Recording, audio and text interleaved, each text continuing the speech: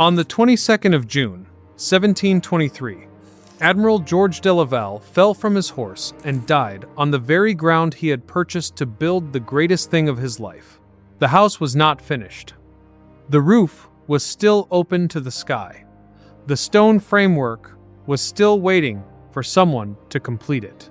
The architect John Vanbrugh, the man who designed Blenheim Palace, the man who raised Castle Howard, would be dead 3 years later, also without ever seeing his final work stand complete. And the one person who was genuinely present throughout all 10 years of construction, who stood each morning between Vanbrugh's drawings and the local laborers, who oversaw every block of stone as it was set into place, James Mewburn, estate steward, resident of Lookout Farmhouse at Seaton Sluice, died in 1731, 3 years after the house was finished, unmentioned in any family document beyond a single brief line in the local record. Vanbrugh has a monument in the history of English architecture. Mewburn has nothing. This is the story of Seaton Delaval Hall, a house whose client died before it was done, whose architect died before he could see it stand, and whose builder died without anyone remembering his name. And that is only the first 30 years of its 300-year history. The question is not who built this house. The question is why history only remembers the people who never laid a single stone. To understand why Seaton Delaval Hall exists at all, you need to understand where George Delaval got his money. He was not old gentry with land inherited from a father who inherited it from a grandfather. He was a naval officer, and in the 18th century, the Royal Navy operated under a system called prize money.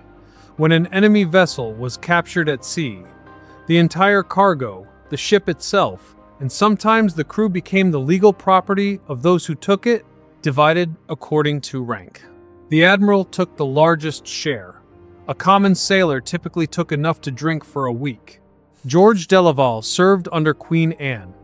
He carried out diplomatic missions as a royal envoy to Portugal, to Morocco, to the Netherlands. None of that made him rich. What made him rich were the War of the Spanish Succession and the naval campaigns that followed it, when the British fleet patrolled the Mediterranean and the Atlantic and French and Spanish ships became legitimate prizes. In 1717, he bought the Seaton Delaval estate from a distant and indebted kinsman, Sir John Delaval, a man who had bankrupted himself for reasons the records do not clearly explain, and immediately began planning to rebuild it entirely from the ground up.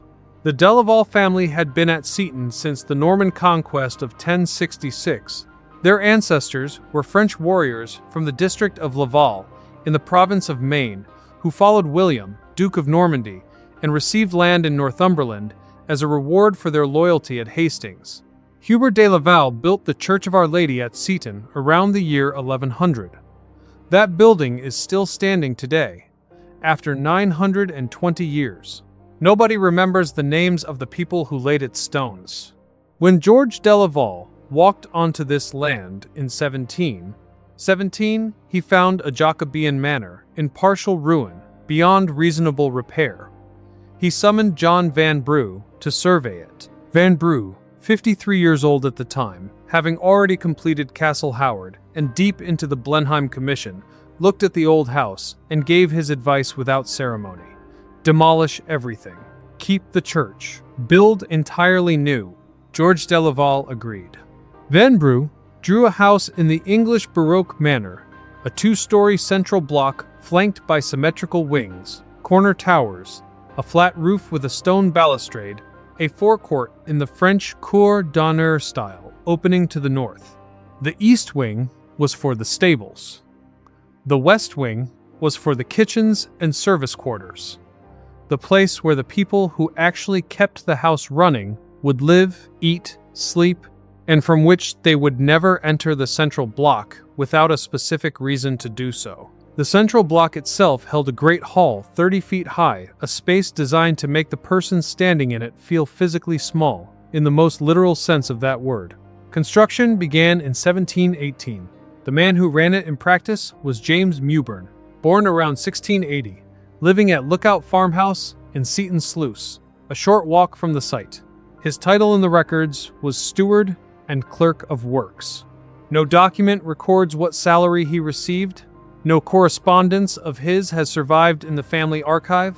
No portrait, no gravestone has been found bearing his name. What remains is the building. The Delaval family's real wealth did not come from prize money alone. From the mid-17th century, successive generations of Delavals had been mining coal from the shallow seams running beneath the Northumberland coast seams, bearing names like the High Main, the Yard, and the Low Main. Sir Ralph Delaval, knighted in 1660, had already built a coal pier at a place then called Hartley Pans, later known as Seaton Sluice, to load collier vessels bound for London.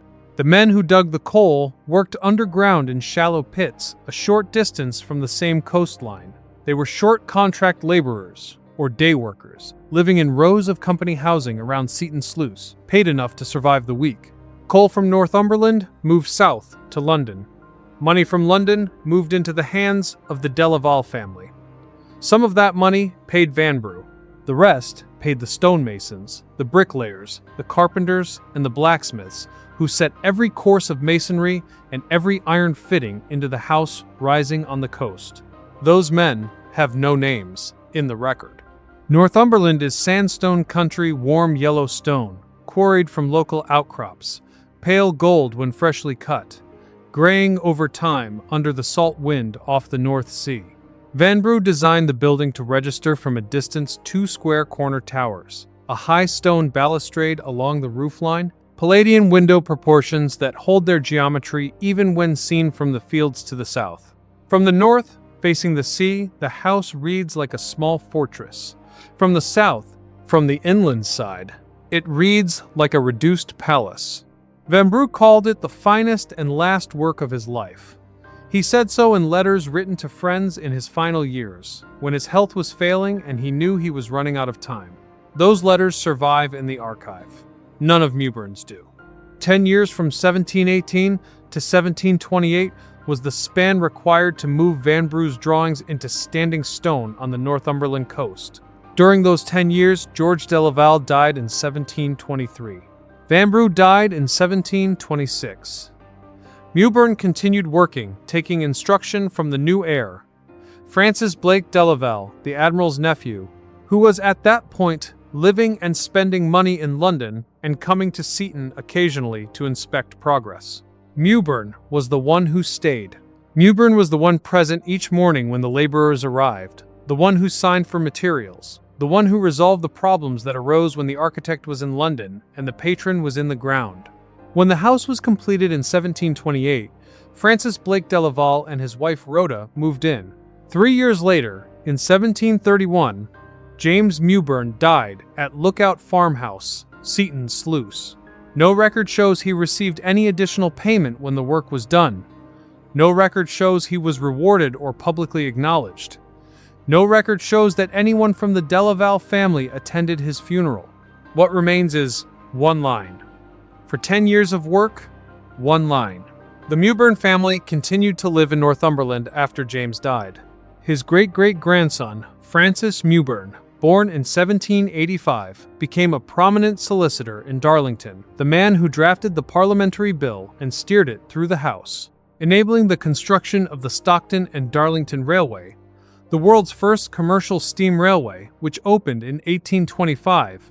Francis Mewburn, the great-great-grandson of the man who built Seaton Delaval Hall, has a dedicated entry in a specialist historical journal. James Mewburn does not. Captain Francis Blake Delaval moved into Seaton Delaval Hall in 1728 with his wife, Rhoda Aprice, and their first children. He and Rhoda would have 12 children in this house. Those children, raised in a newly finished building on a Northumberland coast that offered nothing between them and the North Sea, became the generation history calls the Gay Delavals. People whose reputation for extravagance, cruel practical jokes, and ruinous expenditure has followed them across 3 centuries. The eldest son, also named Francis Blake Delaval, born the 16th of March 1727, inherited Seaton Delaval Hall in 1752, following his father's death on the stairs of the house itself. In an accident the records describe only as a drunken fall. Francis the son was 25 years old when the estate came to him. He would spend most of the rest of his life doing his best to destroy it. Francis was educated at Oxford. At the age of 21, he married Isabella née Tufton, daughter of Thomas Tufton, 6th Earl of Thanet, and widow of a man who had died in 1741. Isabella was approximately 60 years old when Francis married her in March 1750. The marriage was not a romantic one. The National Trust's own documentation states this plainly. Francis married Isabella to settle the debts accumulated through his London life gambling theater mistresses. The approach to Isabella had been engineered with the assistance of Samuel Foote, an English playwright closely connected to the Delaval family. Foote posed as a fortune teller and convinced Isabella that her fate was bound to a young military man. Isabella believed him. She met Francis. She agreed to marry. When Isabella discovered she had been manipulated, she brought a legal action against Francis on grounds of adultery with Elizabeth Roche, a woman with whom Francis had maintained a relationship before the marriage and continued to maintain throughout it. Elizabeth Roche, according to the local rate records, lived at Poland Street, Westminster.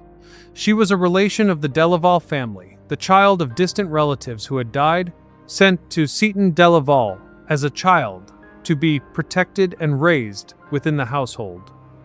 She bore Francis 2 illegitimate children, a son and a daughter, both of whom carried the Delaval name under the terms of his will. Elizabeth subsequently married Sir Henry Eklund, an Irish baronet. She left him, the surviving records suggest, because she could not stop thinking about Francis. She lived her final years alone. Isabella's divorce action did not succeed. Under 18th century English law, a woman could not easily obtain a divorce. Isabella died in circumstances the records describe as in obscurity. No gravestone bearing her name has been found in the Church of Our Lady at Seaton. Meanwhile, Sir Francis Blake Delaval continued to live exactly as he had always lived. In 1752, the same year he inherited Seaton Delaval Hall, Francis paid £1,500 to hire the Theatre Royal, Drury Lane, for one evening. The Delaval family staged a production of Othello, in which Francis played the title role. The Duke of York played Iago. The audience was drawn from the highest ranks of London's aristocracy and public life.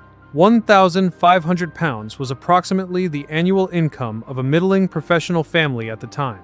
That same year, he held a party at Seaton Delaval Hall for 4,000 guests, with fire eaters, tightrope walkers, and conjurers hired for the entertainment. 145 bottles of wine were consumed at that single event. Seaton Delaval Hall was not a home, it was a stage. That is not a figure of speech. Francis had installed in the bedrooms a system of pulleys. When a guest settled into bed and the weight engaged the mechanism, a trapdoor released and lowered the bed and its occupant into a cold bath below. No record specifies how many guests fell victim to this arrangement. No record indicates anyone was seriously injured. Another scheme. Francis persuaded the rest of his assembled company to join a conspiracy. He told everyone that a mutual acquaintance had just died. After supper, the supposed dead man appeared in the dining room, dressed in a burial shroud, his face dusted white. A young man in the party, not identified by name in any surviving account, saw the figure and collapsed in a seizure. The records note, he fell down in a fit and did not recover for quite a while. After that incident, according to contemporary accounts, no further entertainments of that kind took place. While Francis was staging spectacles, the Delaval family behind his back was working by every means available to keep the estate from financial collapse. In 1755, 3 years after Francis inherited the family, petitioned Parliament to remove control of the estate from his hands. His younger brother, John Hussey Delaval, took over the day-to-day management of the property. Another brother, Thomas, oversaw the construction of a large glass bottle manufactory at Seaton Sluice in 1763, and in 1764, the improvement of the harbor industrial projects whose revenues offset, at least in part, whatever Francis was spending in London. In 1763, a second public scandal broke, this one involving a young woman named Anne Catley. Anne was the daughter of a London coachman, placed with a man named Bates to receive singing instruction. Bates found her difficult and transferred her to Sir Francis Delaval, ostensibly, the paperwork said, to continue her education. Behind the paperwork was a contract. Bates received £200 from Francis. Francis received Anne as a mistress. The case came before Lord Mansfield, the leading jurist in England at the time. Lord Mansfield named it plainly as the purchase of a human being and declared the contract void. Anne Catley went on to become a celebrated opera singer in London. The name of Bates, the man who actually sold her, barely appears in the historical record of the case. Francis Blake Delaval died in 1771. The cause is recorded simply as sudden. He was 44 years old. His funeral at Seaton drew crowds large enough that a girl had her leg broken in the crush at the gate, a gentleman lost his watch, and a number of people had their pockets picked. Samuel Foote, the playwright who had helped Francis engineer the marriage to Isabella, was struck so hard by the news that he shut himself in his room for 3 days. Seaton Delaval Hall, after Francis's death, passed to his brother, John Hussey Delaval, the man who had in practice been running the estate from the background for years. John was elevated to the first barony of Delaval in 1786. But the story of this period is not John's story. It is the story of John's son, John Hussey Delaval, the younger, born in 1756, raised by his father as the heir to the entire estate, the person in whom all of the family's remaining expectations resided. In the summer of 1775, John Hussey Delaval, the younger, aged 19, approached a laundry-maid who was working in the wash-house of the hall. Her name is not recorded in any surviving document. She attempted to evade him. She kicked him in the chest. According to the account preserved by the Historic Houses Foundation, the kick fractured or severely damaged his ribs. John Hussey Delaval, the younger heir to one of the largest estates in Northumberland, died of the injury shortly afterwards. He was 19 years old. The laundrymaid's name is not recorded in any document. There is no legal record of the incident, no inquest papers. Nothing in the surviving archive indicates that any legal consequence followed for her or for anyone else. She disappears entirely from the official record, as if the kick did not belong to a person at all, but was simply an event. Only John's death was recorded. The mausoleum that John Hussey Delaval, the elder, had commissioned in 1766, a neoclassical structure with a dome and columnar portico, situated approximately 500 meters to the east of the hall, was never consecrated, never used for a burial. It was built for the heir of a family that still had a future. That heir died at 19 from a kick delivered by a woman with no name in the record. The mausoleum still stands today, an empty shell amid open farmland, inaccessible to the public, without a clear explanatory sign. With the death of John the Younger, the Delaval line had no direct male heir in the senior branch. John Hussey Delaval, the elder, died in 1808 without a surviving legitimate son. The barony became immediately extinct. The estate passed to the last surviving sibling of the Gay Delaval's generation, Edward Hussey Delaval, born 1729. Edward was the strangest of the 12 children of Francis and Rhoda. While his elder brother Francis was staging parties for 4,000 guests and renting out Drury Lane, Edward sat in a laboratory. He was a fellow of the Royal Society, known for his systematic experiments on the acoustic properties of glass. He had discovered that different compositions and thicknesses of glass produced different tones when set into vibration, and he had pursued this methodically over many years. His work on color and light was also recorded by the Royal Society. Edward Hussey Delaval never married and produced no legitimate children. He understood that when he died, the Delaval line would end. He died on the 14th of August, 1814, at the age of 85.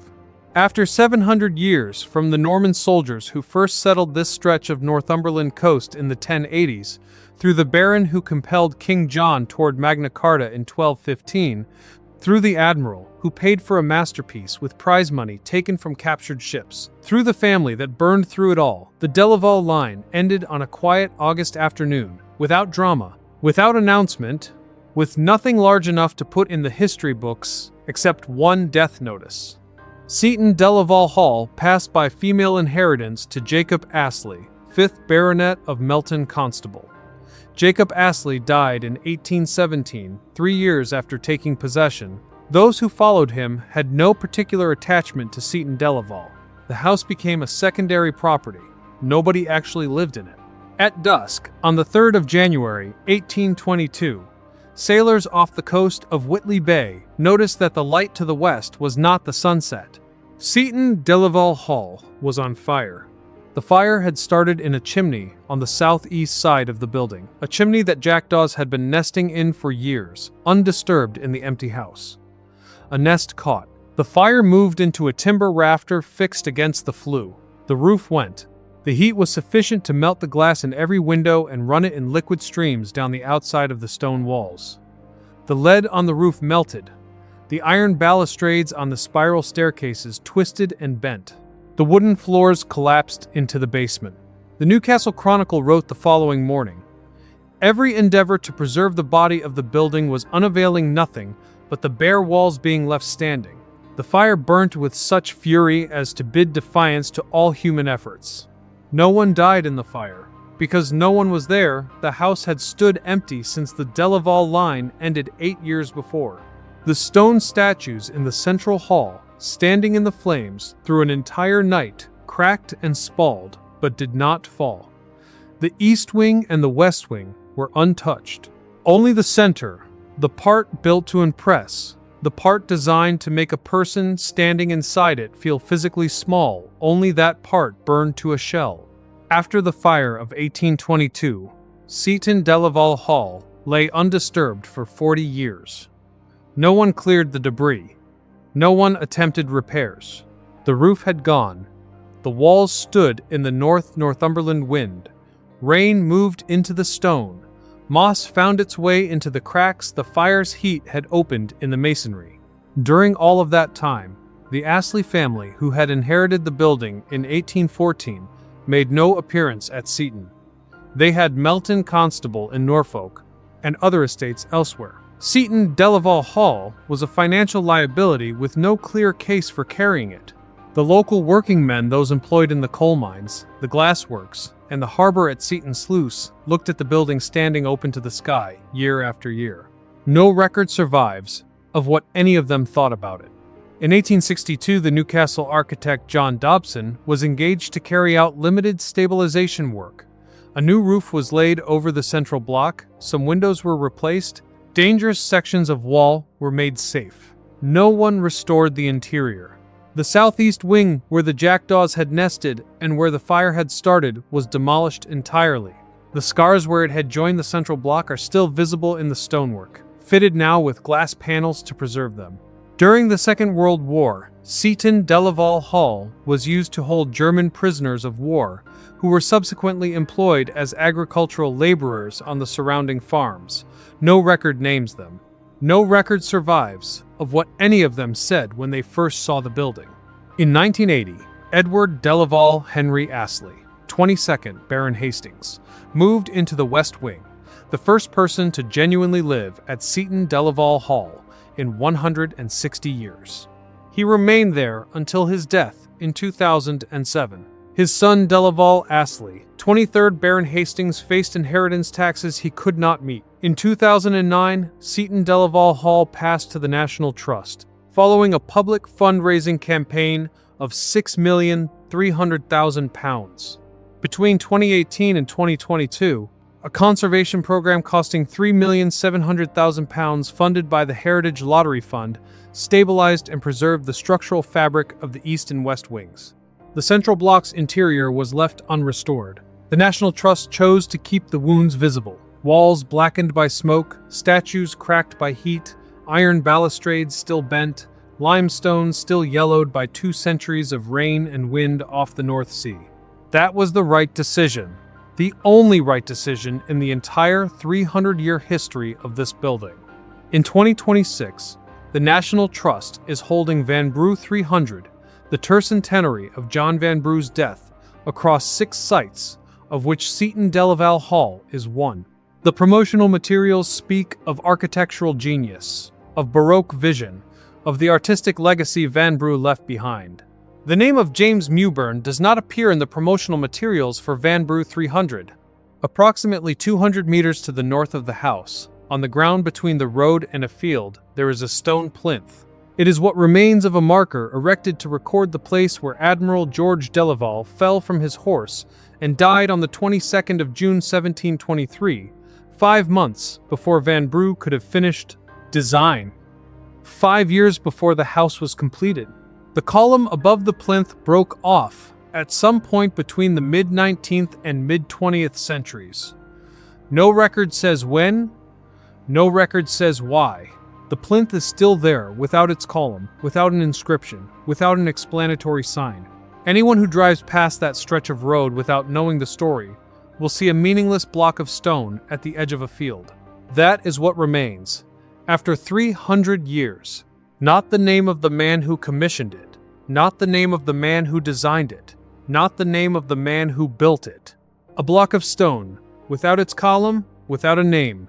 And the question this house has posed since the first morning the laborers arrived on site remains unanswered. Why does history only remember the people who never laid a single stone